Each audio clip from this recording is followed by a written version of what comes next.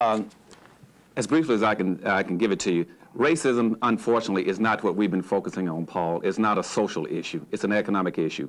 Racism never existed on Earth until the enslavement of black folk, the commercialized enslavement of black folk in the 14th century. Racism is a group phenomenon where one group has acquired so much power, wealth, and resources that they can exploit, Jim Crow, enslave another group of people. It is a competitive situation between groups of people. That's the first thing. Secondly, we need to understand that black folk have never been able to practice racism in this country because we don't own and control a sufficient amount of anything to be a racist.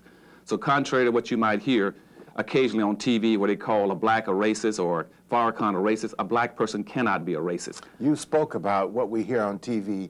How would you suggest to our audience and to America how we should frame a debate on this issue on this discussion of race? How should we frame it? It should be framed in the context of a definition of the word. The root word of racism is race, R-A-C-E. That means, race means to be in competition with. It means to be in a contest.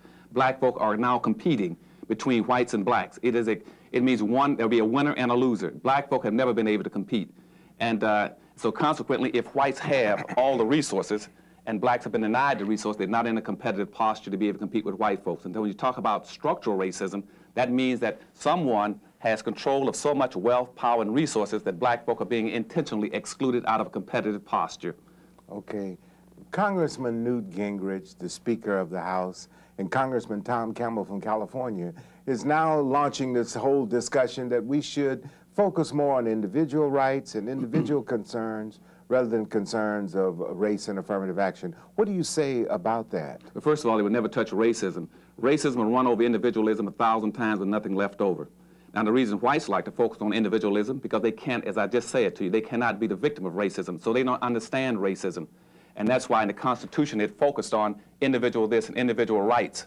At the same time that was focusing on individual rights, the drafters of the Constitution of the United States, they collectively owned over 1,400 slaves. So they weren't talking about blacks. See, blacks were enslaved as a group, but whites were talking in the Constitution about individualism. And they love to continue to talk about individualism. But black folk must come to understand that their strength, their power, and their group and their wealth potentials rest in their group cohesiveness. They must function as a group. The potentials of a group will spell out and determine your potentials in the society.